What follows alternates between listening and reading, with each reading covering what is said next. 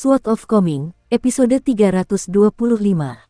Untuk melihat video selengkapnya, sahabat bisa kunjungi playlist yang telah Sabta Novel sediakan. Yuk mari, kita berimajinasi bersama dan masuk ke alur ceritanya.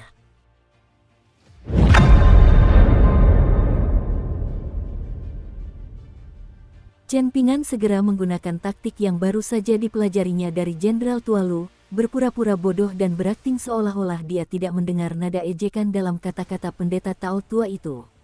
Setelah Chen Pingan meneguk anggur lagi, pendeta Tao tua itu sudah menghilang dari halaman kecil tanpa jejak. Pendeta Taois tua itu misterius dan sulit dipahami, dan Chen Pingan sama sekali tidak bisa berbuat apapun untuk mengatasi hal ini. Fajar menyingsing, dan gadis kecil kurus yang tidur bersandar di pintu gudang kayu bakar sudah bangun. Orang kaya berbaju putih itu berjalan-jalan di halaman dengan mata tertutup, seolah-olah buta. Satu tangannya terbuka di depan perutnya menghadap langit, sementara tangan lainnya terkepal dan diletakkan di depan dadanya. Langkahnya sangat kecil, dan ia berjalan sangat lambat, seolah-olah dia sedang mempertimbangkan apakah dia harus memukul telapak tangannya sendiri. Gadis kecil kurus itu menunggu dengan bosan, dan dia selalu merasa khawatir bahwa cepat atau lambat dia akan memukul telapak tangannya. Akan sangat bagus jika orang ini benar-benar buta. Jika dia membanting tinjunya dan secara tidak sengaja menghancurkan tangan satunya dengan suara retakan, maka itu akan jauh lebih baik. Gadis kecil kurus itu terkekeh. Namun, karena takut orang berbaju putih itu mengetahui pikirannya, dia segera menghapus senyum dari wajahnya dan memasang ekspresi serius, sengaja menguap juga untuk menyembunyikan kekehannya. Chen Pingan membuka matanya dan keluar dari posisi aneh itu, posisi yang ia pelajari dari Ding Ying melalui proses imitasi. Ia hanya mengambil posisi ini karena merasa teknik petir, yang ia peroleh dari pendeta Tao tua buta dengan dua murid setelah berhadapan dengan hantu wanita berbaju pengantin, mengharuskannya untuk memukul titik akupunturnya dengan tinjunya secara paksa. Ini sedikit mirip dengan situasi Ding Ying. Chen Pingan tidak memandang gadis kecil kurus itu, dan juga tidak berhenti berjalan maju. Dia terus memfokuskan niat tinjunya pada posisi puncak gunung yang telah dipahami Zong Qiu saat dia memberi instruksi, pergi dan periksa sekolah swasta Cao Qinglang untuk melihat apakah sudah dibuka kembali. Jika gurunya masih absen, tanyakan kepada tetangga sekitar kapan sekolah akan dibuka kembali. Gadis kecil kurus itu tawar-menawar dengan Chen Pingan, bertanya, bolehkah saya pergi setelah sarapan? Saya lapar sekarang, jadi saya tidak sanggup berjalan. Kau akan mendapatkan sarapan setelah kembali dan setelah mengisi kembali bak air di dapur, jawab Chen Pingan dengan suara tenang dan acuh tak acuh. Gadis kecil kurus itu menatap sisi wajah Chen Pingan. Ia sepertinya tidak bercanda, jadi gadis itu mengangguk mengerti dan sengaja tersandung saat berdiri. Ia berjalan dekat tembok sambil mengelilingi Chen Pingan dan meninggalkan halaman. Setelah keluar dari gang, ia berjongkok di dekat persimpangan untuk waktu yang lama sebelum berlari kembali ke halaman, menyebabkan keringat mengucur di dahinya. Dia membungkuk dan meletakkan tangannya di pinggang, terengah-engah sambil berkata kepada orang yang masih berjalan-jalan di halaman, sekolah masih belum dibuka kembali. Aku bertanya pada seorang bibi, dan dia bilang gurunya sangat ketakutan karena pertempuran beberapa hari yang lalu. Karena itu, sekolah tidak akan dibuka kembali dalam waktu dekat. Chen Pingan tetap diam sambil menunjuk ke arah dapur.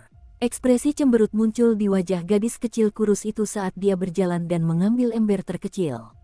Untungnya, bak air itu masih lebih dari setengah penuh. Jika kosong, sudah pasti dia tidak akan mau mengisinya. Dia akan membuang ember itu dan lari setelah meninggalkan halaman. Ketika dia sampai di pintu halaman, dia mendengar Cao Qinglang membacakan kitab-kitab dengan keras. Dengan membelakangi halaman, dia memutar matanya dan menunjukkan giginya, ekspresi jijik terpancar di wajahnya. Mengambil air benar-benar sangat melelahkan. Ketika gadis kecil kurus itu kembali ke halaman dengan ember kecil, dia sekali lagi tetap dekat dengan dinding dan dengan hati-hati berjalan melewati Chen Pingan. Kemudian dia berlari ke dapur dengan cepat.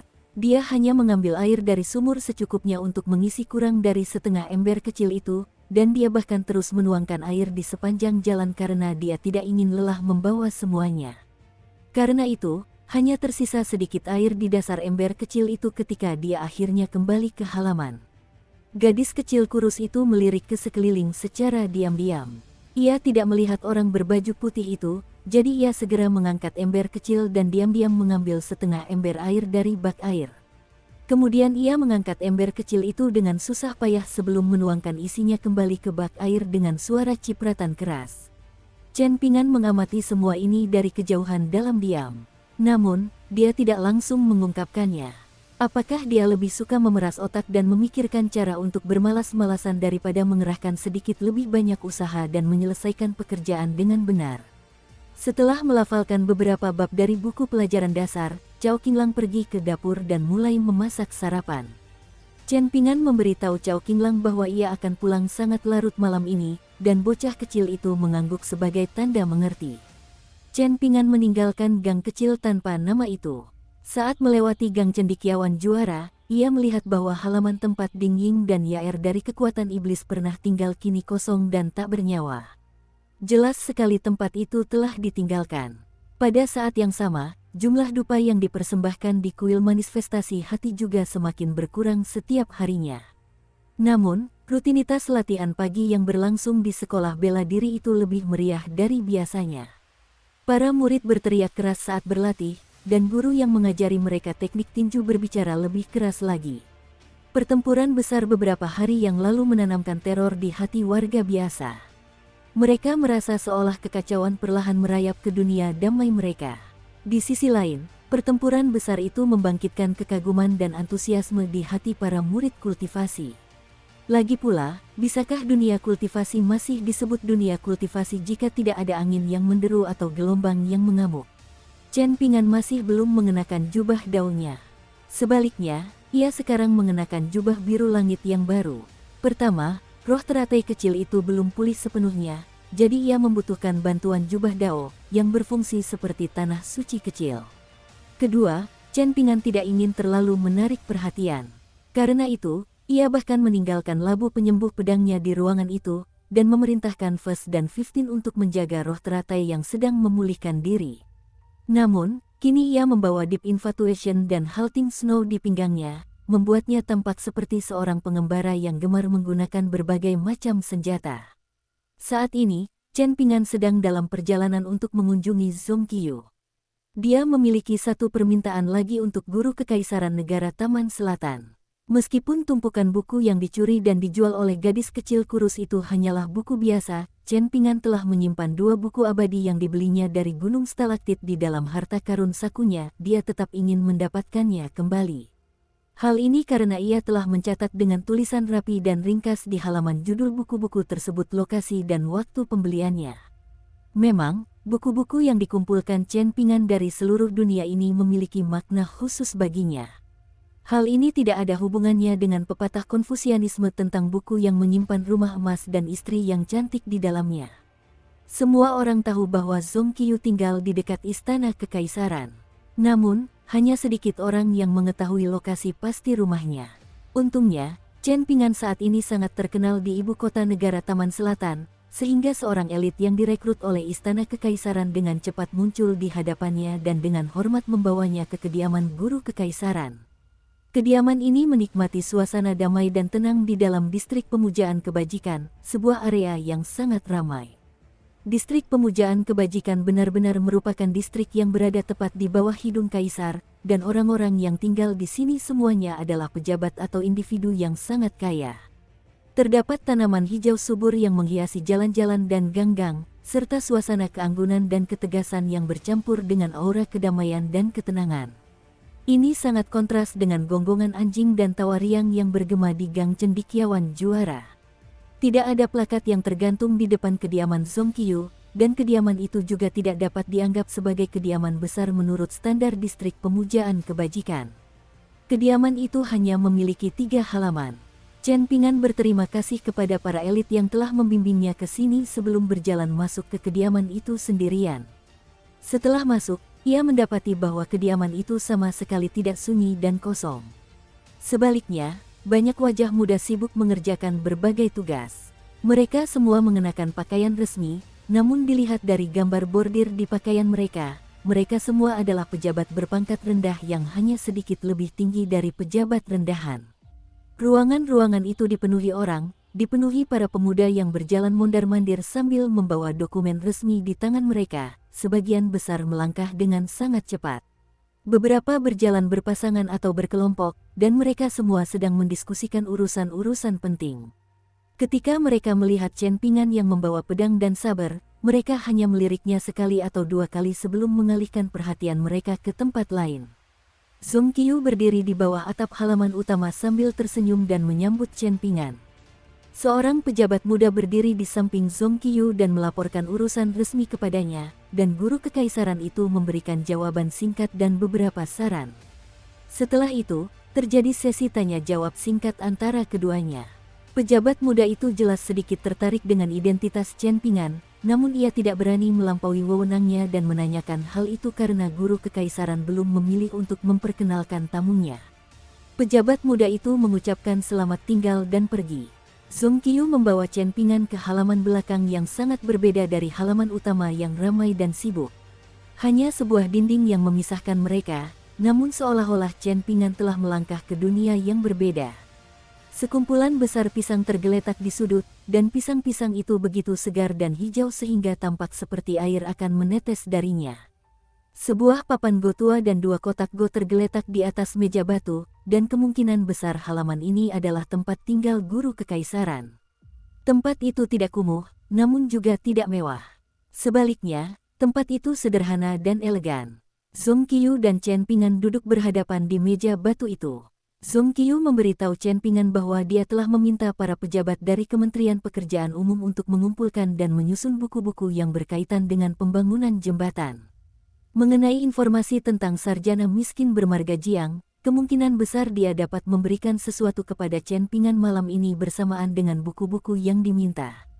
Chen Ping'an merasa sedikit malu saat menceritakan kepada Zhong Qiyu tentang buku-buku curian yang telah dijual dengan harga sangat murah. Zhong Qiyu tersenyum dan setuju untuk membantu Chen Ping'an menemukan buku-buku tersebut. Chen Ping'an meminta maaf karena telah merepotkan Zhong Qiyu dengan begitu banyak hal sepele selama masa yang sulit dan penuh gejolak bagi ibu kota, dan menawarkan bantuan untuk apapun yang dibutuhkan oleh guru kekaisaran tersebut. Zhong Qiyu pun tak ragu meminta Chen Ping'an untuk membantu memberikan bimbingan kepada kedua murid langsungnya. Dia tidak memanfaatkan bantuan Chen Ping'an untuk keuntungan pribadi. Sebaliknya, yang terjadi adalah kedua murid langsungnya akan bergabung dengan tentara setelah lulus dari bimbingannya. Mereka akan memulai sebagai prajurit biasa, dan akan tetap berada di tentara setidaknya selama 10 tahun. Setelah itu, mereka dapat terus maju di tentara jika mereka mau, atau mereka juga dapat memilih untuk pergi dan berkelana di dunia kultivasi. Zhong Qiyu tidak akan membatasi mereka lagi. Namun, jika mereka memilih opsi kedua, mereka akan dilarang mengumumkan kepada dunia luar bahwa mereka adalah murid Zhong Qiyu. Tidak ada ruang untuk diskusi. Jika mereka melanggar aturan ini, Zhong Qiyu tentu saja dapat mengambil kembali apa yang telah dia berikan kepada mereka. Kedua murid langsung Zhong Qiyu masih cukup muda. Mereka belum lulus, dan keduanya sangat berbakat dan ambisius. Karakter mereka juga secara alami baik.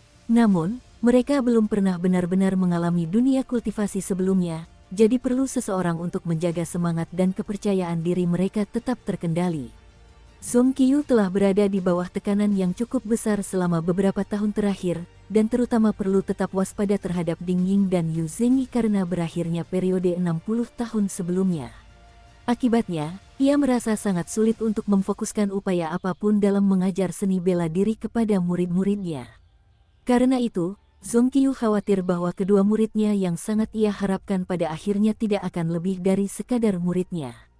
Chen Ping'an tentu saja senang membantu. Namun, dia tidak percaya bahwa dia berhak menjadi guru dan secara sah mengajar orang lain. Bagaimanapun, Chen Ping'an tidak menyangka Zhong Qiyu akan secara pribadi mengantarnya menemui kedua muridnya. Ia pun bertanya, bukankah ini akan menunda tugas resmi Anda? Zhong Qiyu tersenyum dan menjawab, jika kehadiranku menyebabkan segalanya menjadi kacau balau, maka itu akan mencerminkan kegagalanku dalam memenuhi tugasku sebagai guru kekaisaran negara Taman Selatan selama bertahun-tahun terakhir. Itu berarti aku gagal mengembangkan bakat dan hanya tahu cara memerintah orang lain. Setelah mengatakan itu, Zhong Qiyu membawa Chen Ping'an keluar dari halaman belakang melalui sebuah pintu kecil. Saat mereka terus berjalan, dia tiba-tiba bertanya, bagaimana seharusnya Perdana Menteri atau guru kekaisaran menanggapi jika mereka menjumpai perdebatan atau perkelahian di jalan. Chen Ping'an berpikir sejenak sebelum menjawab, mereka sebaiknya turun tangan dan membantu jika hal itu tidak berdampak buruk pada tugas utama mereka. Lalu, tanya Song Qiu. Chen Ping'an menggelengkan kepalanya sebagai jawaban. Song Qiu terkekeh dan menjelaskan, seperti yang Anda katakan, para pejabat tinggi ini memang dapat turun tangan dan membantu menyelesaikan masalah-masalah sepele ini selama hal itu tidak menimbulkan dampak buruk bagi tugas utama mereka. Namun, yang terpenting adalah segera melakukan introspeksi diri, mengapa ada perdebatan dan perkelahian di jalanan di wilayah hukum mereka. Chen Ping'an merenungkan hal ini sejenak sebelum mengangguk setuju dengan sungguh-sungguh. Song Qiu dan Chen Ping'an berjalan menyusuri jalan yang tenang dan sejuk berkat naungan banyak pohon. Saat itu pertengahan musim panas, dan banyak distrik di ibu kota sangat panas seperti di dalam kapal uap. Saking panasnya, tidak ada tempat untuk berlindung dan mencari kesejukan.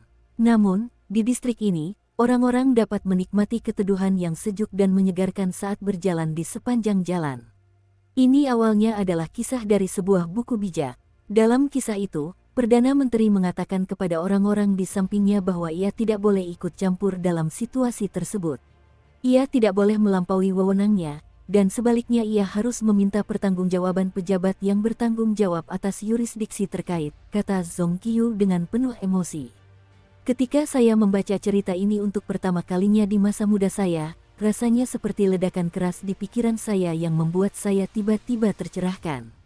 Namun, semakin banyak buku yang saya baca dan semakin banyak hal yang saya alami, semakin saya bingung dan semakin saya tidak mampu menjawab pertanyaan-pertanyaan di benak saya. Song Qiu berhenti dan tidak melanjutkan. Chen Ping'an juga tetap diam. Jika Tuan Qi atau sang bijak terpelajar hadir, mereka pasti dapat menyelesaikan masalah sulit ini untuk Song Qiu dan menjelaskan semua prinsip yang mendasarinya kepadanya dengan jelas. Song Qiu tertawa dan menepis beban pikiran itu. Ia tidak lagi tampak cemas saat berkata, Yu Zhenyi telah kembali ke sektenya di negara awan pinus. Ia membawa serta ahli lengan Cheng Yuanshan. Selain Zhou Fei, Yaer, dan Liu Song yang naik tahta saat itu, kita semua yang berjalan menuruni tembok kota juga mendapatkan beberapa manfaat. Tampaknya Yu Zhenyi memperoleh buku silsilah kekaisaran, sementara Biksu Yuni memperoleh sepotong akar teratai giok putih. Para mata-mata di ibu kota tidak dapat mengetahui apa yang diperoleh Tang Ti. Adapun saya memperoleh album gambar 5 gunung. Ini adalah buku tentang hal-hal abadi, dan menjelaskan bagaimana seseorang harus menetapkan 5 gunung dan mengumpulkan energi spiritual dari gunung dan sungai bangsa mereka.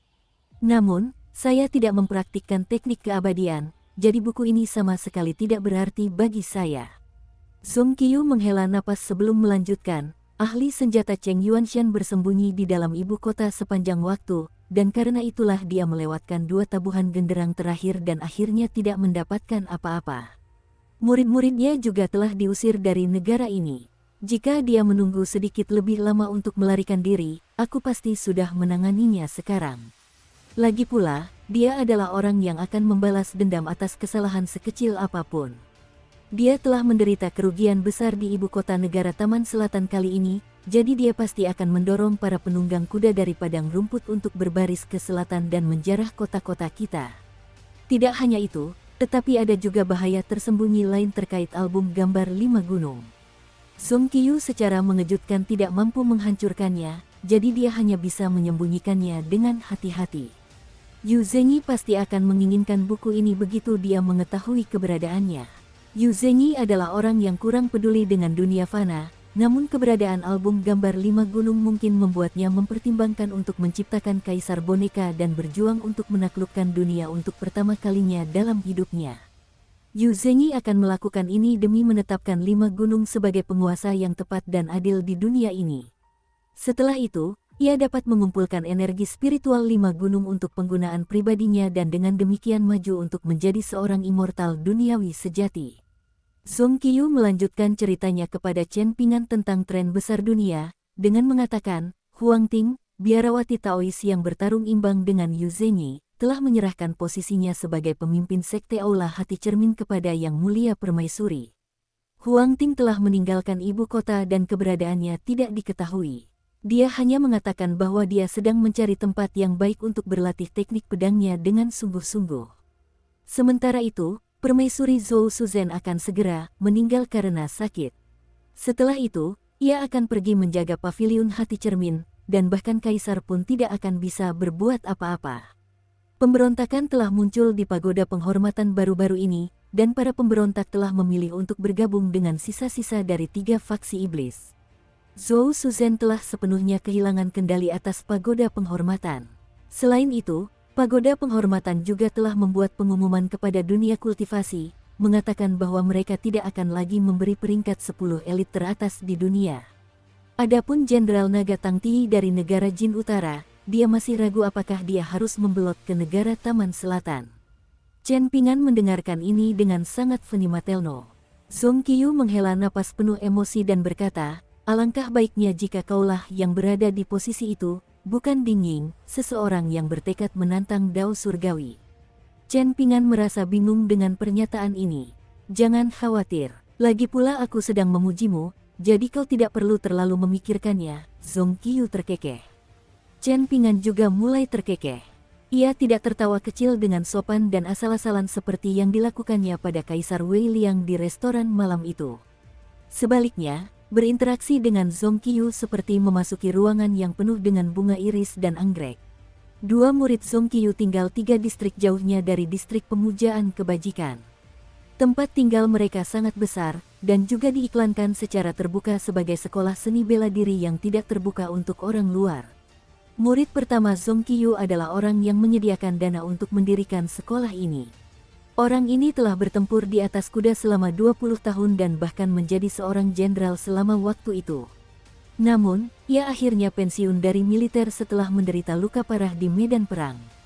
Murid pertama Song Qiyu tidak pernah berani mengganggu gurunya ketika memasuki ibu kota, dan mereka berdua sering bertemu di kediaman besar ini. Song Qiyu memiliki murid dari berbagai usia, dengan murid tertua sudah hampir berusia 50 tahun. Sementara itu, 2 murid termuda adalah seorang anak laki-laki dan seorang anak perempuan yang baru berusia 15 atau 16 tahun. Namun, Song Qiyu tak kuasa menahan tawa ketika tiba di tempat latihan bela diri bersama Chen Ping'an. Termasuk kedua murid langsungnya, ada sekitar selusin orang yang sedang berdiskusi dengan riang di sana. Ada cucu laki-laki dan perempuan Jenderal Tualu, dan juga teman-teman baik yang telah dikenalkan kedua muridnya di ibu kota. Mereka adalah anak-anak dari keluarga kaya yang tenang dan bermimpi memasuki dunia kultivasi. Faktanya, beberapa dari mereka telah berjanji satu sama lain bahwa mereka akan menjelajahi dunia kultivasi bersama dengan 2 murid Song Qiyu di masa depan. Mereka akan menggunakan alasan berkeliling untuk mencari ilmu. Song Qiyu tidak ikut campur dalam hal-hal semacam ini. Ini adalah mimpi-mimpi indah masa muda, jadi meskipun tampak kekanak-kanakan, seseorang tidak seharusnya menggunakan pengalaman mereka sebagai orang yang lebih tua untuk mengecilkan hati mereka. Mimpi-mimpi seperti itu tidak boleh dihancurkan begitu saja. Melihat anak-anak ini, Song Qiyu terkadang merasa frustrasi dan marah karena kenakalan mereka. Namun, lebih seringnya, ia menganggap mereka lincah dan menggemaskan. Pada saat-saat seperti itu, ia merasa seolah-olah ini bukanlah tanah suci bunga teratai, dan para immortal dari dunia lain tidak ada. Chen Ping'an sedikit terkejut menemukan wajah yang familiar di antara kelompok pemuda itu. Tak lain dan tak bukan, gadis muda yang pernah ia temui saat berkeliling ibu kota di masa lalu. Dukung terus channel YouTube Sabta Novel. Gadis itu sedang berlarian di jalanan dengan menunggang kuda bersama teman-temannya, dan melemparkan sekantong koin ke arah seorang pemilik toko wanita tua untuk membayar kesalahan temannya. Pada akhirnya, ia terjatuh dengan keras ke tanah saat mencoba memamerkan kemampuan berkudanya. Ia kesakitan dan mengerang saat melompat kembali ke atas kudanya yang berlumuran lumpur, namun tetap mengangkat kepalanya tinggi-tinggi dengan percaya diri dan penuh semangat. Saat itu, Chen Ping'an mengacungkan jempolnya sebagai pujian. Namun, gadis muda itu sama sekali mengabaikannya, dan bahkan memutar matanya. Tak satu pun dari anak-anak itu mengenali Chen Ping'an. Lagi pula, dia tidak mengenakan jubah putihnya, dan dia juga tidak membawa labu anggur merahnya. Meskipun mereka tidak mengenali Chen Ping'an, para pemuda ini semuanya menghormati dan takut pada Song Qiyu, sehingga mereka langsung terdiam ketika guru kekaisaran itu muncul.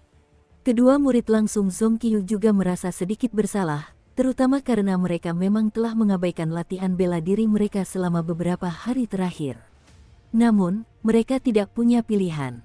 Teman-teman mereka bergegas menghampiri tanpa mempedulikan hal lain, dan mata mereka berbinar gembira saat mereka menceritakan kisah luar biasa tentang pendekar pedang abadi berbaju putih itu. Konon, Grandmaster muda yang telah membunuh iblis tua Ding memiliki hubungan yang sangat baik dengan guru kekaisaran, jadi mungkin mereka benar-benar bisa bertemu dengannya secara langsung jika mereka berlama-lama di tempat ini. Hal ini terutama berlaku untuk cucu laki-laki dan perempuan Jenderal Tualu. Mereka dipenuhi kegembiraan saat menceritakan bagaimana kakek mereka tampak sehat dan bahagia ketika kembali ke rumah malam itu. Selama pertempuran sengit di luar ibu kota antara Yu Zhenyi dan Tong Qingqing dari Aula Hati Cermin, pendekar pedang abadi bernama Chen Pingan berdiri tepat di samping kakek mereka. Mereka berdua mengungkapkan penyesalan yang mendalam karena tidak bertemu lebih awal, dan mereka menikmati anggur sambil berbincang dengan penuh kegembiraan. Tak lama kemudian, mereka berdua menjadi teman baik meskipun perbedaan usia mereka cukup signifikan.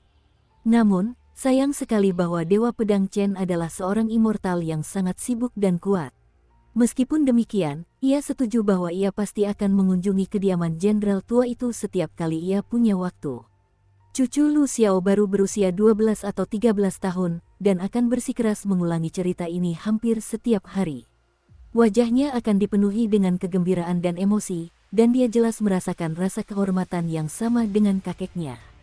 Namun, kakak perempuannya tidak mengoceh tentang hal yang sama berulang-ulang. Meskipun begitu, antusiasme dan kekaguman terlihat jelas di wajahnya.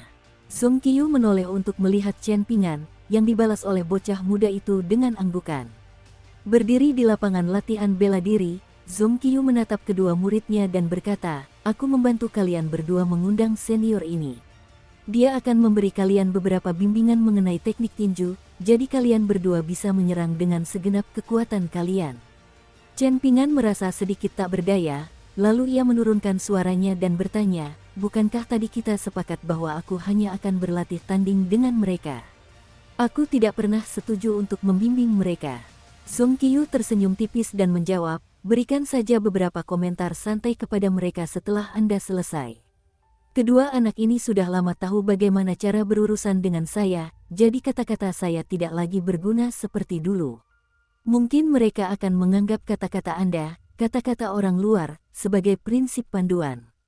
Seorang anak laki-laki muda yang tinggi dan tegap melangkah mendekat, bertanya, "Guru, siapakah senior ini?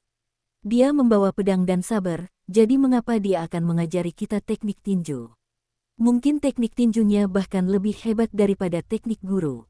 Bocah tampan itu kemudian menatap Chen Pingan, matanya jernih sambil tersenyum dan berkata, "Senior, bukan berarti saya meremehkan Anda, tetapi teknik tinju guru saya memang terlalu mendalam. Namun, tentu saja saya tidak akan mengatakan hal seperti ini jika Anda mengajari kami pedang atau saber." "Oh, benar, nama saya Yan Xijing. Saya orang yang jujur, jadi mohon jangan tersinggung, senior." Seorang gadis muda perlahan berjalan mendekat dari belakangnya, dan dia sudah mengamati Chen Pingan dan mencari kelemahannya. Namun, dia berjalan semakin lambat, karena dia terkejut menemukan bahwa tidak ada kelemahan sama sekali. Dia berdiri santai di sana begitu saja, namun gadis itu tidak dapat menemukan satupun kelemahan dalam posisi tinju meditasinya.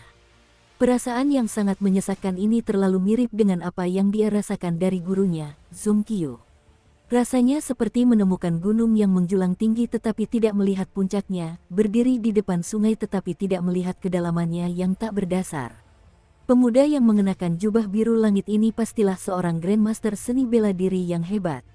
Gadis muda itu baru saja akan mengingatkan kakak laki-lakinya, Yan Xijing, untuk berhati-hati, tetapi yang terakhir sudah berkata dengan suara lembut, "Aku sudah menyadarinya. Aku bukan orang bodoh, dan berapa banyak orang yang berhak berjalan berdampingan dengan guru di negara Taman Selatan.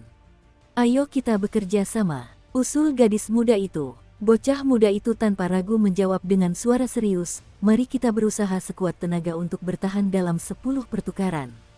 Guru sedang mengawasi kita." Bocah laki-laki dan gadis muda itu mengambil posisi mengepalkan tinju secara bersamaan, bersiap untuk menghadapi Chen Ping'an. Chen Ping'an berpikir sejenak sebelum mulai berjalan maju, hanya menggunakan meditasi berjalan 6 langkah dan jurus kepalan tangan puncak gunung milik Zhong Qiyu. Kedua pemuda itu menyerbu ke depan, dan Chen Ping'an juga melangkah maju pada saat yang sama, tampak seperti puncak gunung yang menjulang tinggi yang membebani pundak Yan Xijing dan gadis muda itu. Mereka terpaku di tempat, seolah-olah satu gerakan saja akan menyebabkan kematian mereka. Chen Ping'an melangkah lagi, dan tubuh serta pikiran kedua pemuda itu sudah tegang luar biasa. Pemuda tampan itu menggertakkan giginya dan terus maju, sementara gadis muda itu mencoba menyingkir untuk menghindari intensitas Chen Ping'an yang luar biasa. Dia akan menenangkan diri dan memikirkan strategi baru setelah itu. Setelah Chen Ping'an mengambil langkah ketiganya dengan santai, aura kakak laki-laki dan adik perempuan itu telah runtuh untuk selamanya. Chen Ping'an mengambil langkah keempat, dan kedua pemuda itu sudah terhuyung mundur dengan tubuh basah kuyup oleh keringat dan wajah pucat pasi. Chen Ping'an berhenti dan bertanya, "Kalian jelas sadar bahwa melayangkan pukulan dan menyerangku tidak akan menyebabkan kematian, jadi mengapa kalian berdua menolak untuk melayangkan pukulan? Jika suatu hari nanti kalian harus bertarung sampai mati dengan seseorang, dan kematian tak terhindarkan, apakah kalian juga tidak akan berani melayangkan pukulan? Dalam hal itu, apakah kalian hanya akan berani melayangkan pukulan kepada lawan yang setara atau lebih lemah dari kalian?" Yan Xijing ambruk dan duduk di tanah. Sementara itu, gadis muda itu dengan marah menjawab, "Senior, Anda adalah ahli bela diri kelas atas, namun Anda menggunakan aura dahsyat Anda untuk menekan kami sejak awal. Siapa di dunia ini yang berlatih tanding seperti ini? Mengajarkan teknik tinju seperti ini?" Chen Ping'an mengulangi pertanyaannya lagi, bertanya, "Mengapa kalian berdua menolak untuk saling pukul?" Yan Xijing menundukkan kepalanya. Kelopak mata gadis muda itu memerah, dan ia tiba-tiba mulai menangis. Namun, ia berusaha sekuat tenaga untuk menatap tajam orang asing yang suka menindas orang lain itu. Chen Ping'an menyadari bahwa mungkin ia telah bertindak agak berlebihan, jadi ia menoleh ke arah Zhong Qiyu dan berkata dengan suara meminta maaf, "Aku jarang berlatih tanding dengan orang lain, dan aku juga tidak terlalu familiar dengan aturan dunia kultivasi." Zhong Qiyu menggelengkan kepalanya, raut wajahnya tampak merenung saat ia menjawab dengan suara pelan, "Aku khawatir murid-muridku melakukan kesalahan. Jadi ketika aku mengajari mereka teknik tinju, aku selalu menekankan prinsip untuk tidak menggunakan tinju mereka terlalu gegabah. Tujuanku adalah agar mereka tidak bertindak gegabah dan hanya berdasarkan emosi ketika menghadapi masalah di dunia kultivasi. Ini juga akan mencegah mereka menindas yang lemah dan gagal mengendalikan kekuatan mereka. Selain itu, saya juga berharap mereka dapat mengabdi di militer dan membalas budi negara setidaknya selama 10 tahun ke depan. Akibatnya, saya sebenarnya telah menekan ambisi alami murid-murid saya selama ini. Jika dilihat kembali, tidak dapat dikatakan bahwa saya sepenuhnya salah. Namun, saya memang telah mencekik dan membunuh kesempatan mereka untuk melampaui guru mereka." Zhong Qiyu menghela napas sebelum tersenyum pada Chen Ping'an dan berkata, "Aku memang perlu berubah." Namun, di luar dugaan, Yan Xijing tidak sanggup menerima kenyataan bahwa gurunya yang terhormat mengakui kesalahan kepada orang lain, meskipun ia mampu menanggung penghinaan dari orang luar. Terlebih lagi, guru kekaisaran itu membuat konsesi ini karena mereka. Dalam benak Yan Xijing, guru Zhong Qiyu adalah seorang grandmaster bela diri yang benar-benar tanpa celah. Tidak hanya itu, tetapi ia juga seorang cendekiawan yang bijak. Dalam amarah yang meluap, Yan Xijing tiba-tiba bangkit berdiri. Namun, bocah itu tidak menyerang Chen Ping'an secara tiba-tiba, melainkan menatapnya tajam dan menantang, "Serang aku lagi." Chen Ping'an melangkah maju, tidak lagi menggunakan sikap kepalan tangan yang tampak lambat dan meditasi berjalan 6 langkah. Sebaliknya, tinjunya bagaikan angin kencang dan guntur yang menggelegar saat menghantam dahi Yan Xijing. Bocah laki-laki itu mundur lagi. "Mana minuman pangmu?" tanya Chen Ping'an. Yan Xijing tampak linglung dan benar-benar bingung, ekspresi kesedihan yang mendalam terpancar di wajahnya. Chen Ping'an menghela napas dan menoleh ke Zhong Qiyu, berkata, "Seseorang pernah mengatakan kepadaku bahwa berlatih teknik tinju tampak seperti kultivasi fisik di permukaan, sesuatu yang hanya untuk seniman bela diri murni. Namun, kultivasi pikiran juga sangat penting. Karena mereka sudah berlatih teknik tinju, mereka tidak bisa lagi terikat pada aturan dan emosi manusia biasa. Tuan Zong, Anda tadi menyebutkan prinsip untuk tidak menggunakan tinju terlalu gegabah. Saya telah memikirkannya, dan memang itu sangat masuk akal. Namun, ini adalah prinsip yang seharusnya dipatuhi oleh orang-orang dengan tingkat kultivasi tinggi seperti Anda. Di sisi lain, murid-murid Anda hanya perlu memahami prinsip ini, bukan mematuhinya secara ketat. Memahami prinsip ini adalah satu hal, tetapi pilihan apa yang harus mereka buat dalam skenario tertentu adalah hal yang sama sekali berbeda. Hanya dengan cara ini mereka dapat menjaga hati nurani yang bersih ketika melampiaskan amarah mereka kepada orang lain di masa depan. Zong Qiyu mengangguk dan setuju sambil tersenyum, itu benar sekali. Dia kurang lebih memahami temperamen Chen Ping'an. Pemuda itu adalah seseorang yang selalu mengejar kesempurnaan, sebesar atau sekecil apapun tugasnya. Karena itu, meskipun Chen Ping'an merasa gugup sebelum bertemu murid-murid Zong Qiyu, karena tidak mengerti bagaimana dia akan berlatih tanding dengan mereka atau mengajari mereka teknik tinju, dia langsung menjadi serius setelah mengambil langkah pertama itu. Faktanya, dia tidak kalah seriusnya dari saat dia menghadapi beberapa musuh di jalanan. Zong Qiyu hanyalah seorang pengamat, jadi dia bisa melihat dan memahami hal ini dengan jelas. Sementara itu, mungkin bahkan Chen Ping'an sendiri tidak menyadari betapa percaya dirinya dia terlihat saat itu. Bahkan, ia memiliki sikap angkuh yang mendominasi, seolah-olah ia berkata, ketika aku melepaskan tinjuku, para ahli bela diri lainnya di dunia hanya perlu menatap dan menyatakan kekaguman mereka terhadap kekuatan ilahiku. Zong Qiyu sebenarnya merasa cukup penasaran saat ini. Chen Ping'an adalah orang yang begitu santai, jadi bagaimana mungkin dia bisa memasuki kondisi mental seperti ini saat melepaskan serangan tinju. Dia menjadi semakin penasaran tentang bagaimana Chen Ping'an berlatih teknik tinjunya. Bagaimanapun juga, Zong Qiyu menghormati kedua Chen Ping'an tersebut. Chen Ping'an merasa sedikit malu saat mengakui, ini hanyalah beberapa pemikiran acak saya. Mungkin tidak pantas untuk murid-murid Tuan Zong. Zong Qiyu menggelengkan kepalanya dan berkata dengan ekspresi serius, ada beberapa prinsip yang universal dan selalu benar. Apa yang kau katakan barusan cocok untuk semua praktisi bela diri.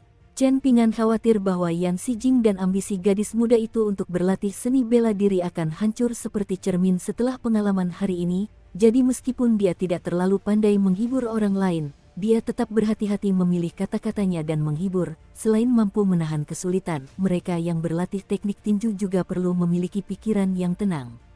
Hanya dengan begitu seseorang dapat melepaskan pukulan cepat dan santai yang melaju ke depan dengan kekuatan yang tak terkalahkan. Setelah kamu mencapai ini, kamu dapat melepaskan pukulan yang sangat cepat terlepas dari apakah kamu menghadapi aku, seniman bela diri terkuat di dunia seperti gurumu, atau lawan yang tampaknya tak terkalahkan seperti Ding Ying. Chen Ping'an menatap Yan Xijing dan gadis muda itu dengan serius dan berkata, untuk tidak ada siapapun di depan, caranya semudah melepaskan tinju. Para pemuda itu tampak bingung dan kacau, namun kesedihan dan kemarahan di wajah mereka telah mereda secara signifikan, begitu pula rasa takut di lubuk hati mereka. Zong Qiyu mengangguk pelan. Apakah Chen Ping'an masih mengajari mereka teknik tinju? Dia jelas-jelas mengarahkan mereka ke aliran bela diri tertentu. Mengenai seberapa jauh kedua anak bodoh ini dapat melangkah di masa depan, dan apakah mereka dapat menapaki jalan dao bela diri ini, hal itu bergantung pada bakat dan kesempatan yang telah ditakdirkan bagi mereka. Tidak ada lagi yang bisa ditambahkan Zong Qiyu. Lagi pula, mengatakan sesuatu yang lebih tidak akan ada gunanya sama sekali. Setelah menurunkan tinjunya, Chen Ping'an tidak lagi memiliki aura yang menakutkan dan mendominasi.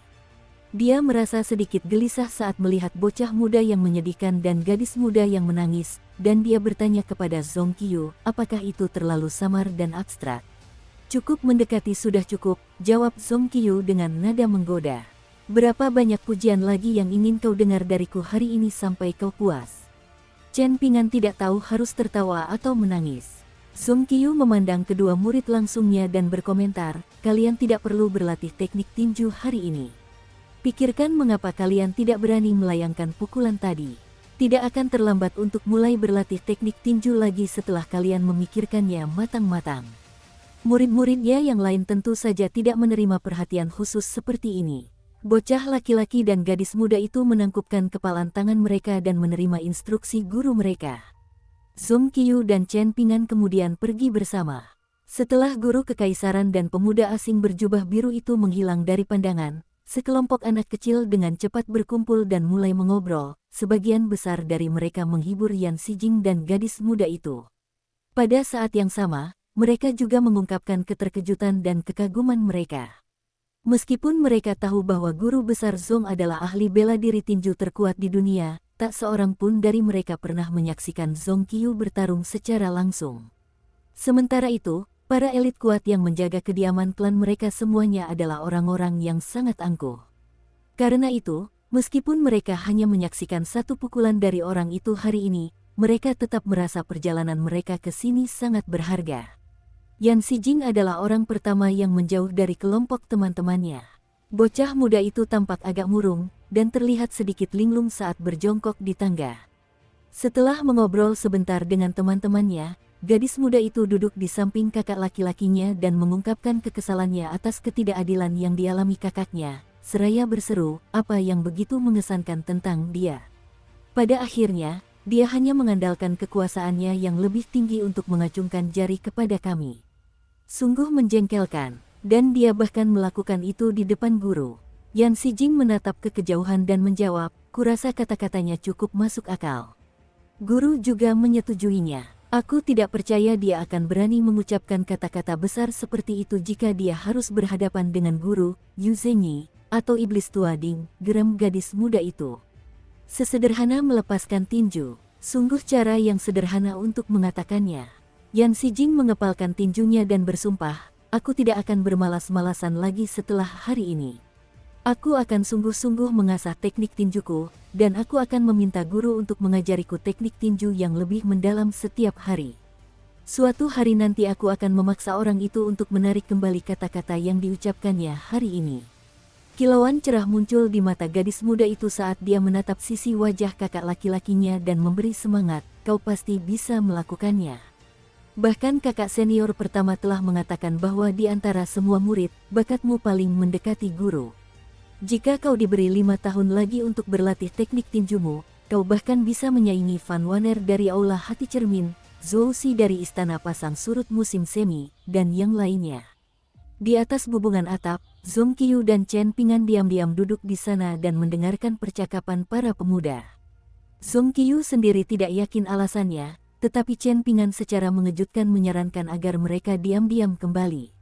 Dan begitulah, mereka sekarang duduk di sini dan mendengarkan percakapan omong kosong anak-anak itu. Namun, bahkan setelah mendengar percakapan antara Yan Xijing dan gadis muda itu pada akhirnya, Zong Qiyu masih tidak dapat menebak alasan sebenarnya Chen Ping'an kembali. Meskipun demikian, guru kekaisaran itu sedikit kecewa dengan apa yang didengarnya. Namun, dia tidak merasa terlalu kecewa pada kedua anak itu. Chen Ping'an tersenyum dan berdiri, kali ini benar-benar pergi bersama Zong Qiyu. Dalam perjalanan pulang, Chen Ping'an mengajukan banyak pertanyaan kepada Zong Qiyu tentang seni bela diri dan teori teknik tinju di dunia ini, dan mempelajari banyak hal dalam prosesnya. Mereka berdua akhirnya berpisah, dengan Chen Ping'an memilih kedai anggur di pinggir jalan dan memesan sebotol anggur serta 2 camilan kecil.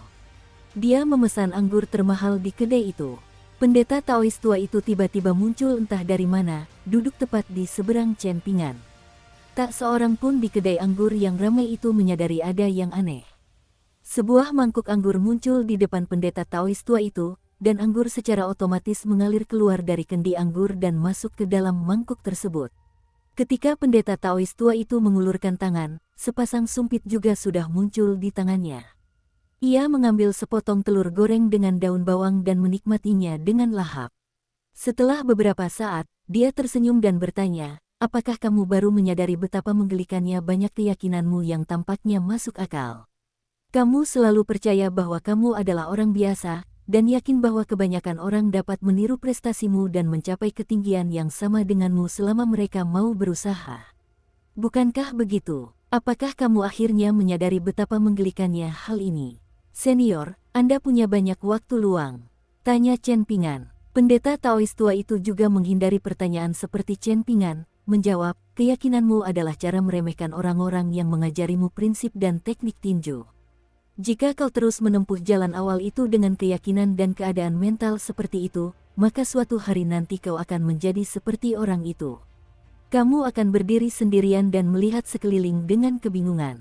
Tidak hanya itu, kamu juga tidak akan mau meminta bantuan orang lain, karena takut akan merugikan mereka. Haha, kamu kemungkinan besar juga akan mendapatkan gelar kematian terhormat. Chen Ping'an mengangguk dan berkata, jika aku tidak membuat pilihan yang tepat dan tampil cukup baik, maka aku tidak akan duduk di sini dan dengan santai minum anggur bersama tetua. Sebaliknya, aku akan mati kebingungan di tempat ini. Bahkan jika aku cukup beruntung untuk mendapatkan kembali ingatanku di kehidupan selanjutnya, aku akan tetap merasakan keinginan yang kuat untuk bertarung sampai mati dengan tetua ketika aku akhirnya meninggalkan tanah suci bunga teratai, terlepas dari seperti apa dunia luar nantinya. Pendeta Taois tua itu menikmati anggur dan camilan sambil dengan santai menjawab, ini wajar. Karena kau memilih untuk memasuki tanah suci bunga teratai, maka akan menjadi kesalahanmu sendiri jika kemampuanmu kurang dan akhirnya menyebabkanmu mati di tangan Lu Fang atau Ding Ying. Aku hanya akan menutup hidungku dan membiarkanmu keluar dari dunia ini jika Chen Qingdu dan sarjana tua itu bekerja sama untuk menekanku. Jika tidak, kau akan dengan patuh bereinkarnasi di dunia ini. Karena itu, kau harus mengangkat gelas untuk dirimu sendiri dan berterima kasih pada dirimu sendiri karena mampu bertahan hidup. Dalam benak Chen Ping'an, pendeta Taois tua ini tidak lebih baik daripada pria yang menjual tanghulu di kota kecil itu. Ini bukan berarti pendeta Taois tua itu sengaja menargetkan Chen Ping'an. Sebenarnya, Chen Ping'an tahu bahwa dia bahkan tidak berhak untuk ditargetkan. Bukan juga berarti beberapa prinsip dan penalaran pendeta Taois tua itu salah. Sebaliknya, Chen Ping'an sama sekali tidak menyukai perasaan seperti itu. Cara pandang orang-orang ini terhadap mereka tidak seperti para petani di pegunungan yang memandang orang lain sebagai semut belaka.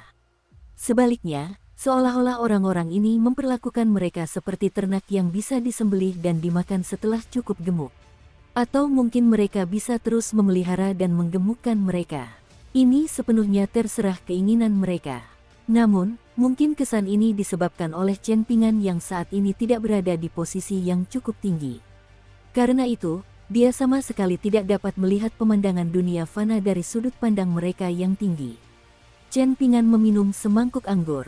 Terlepas dari apakah dunia budidaya itu bagus atau tidak, anggur di tanah suci bunga teratai benar-benar sangat biasa-biasa saja.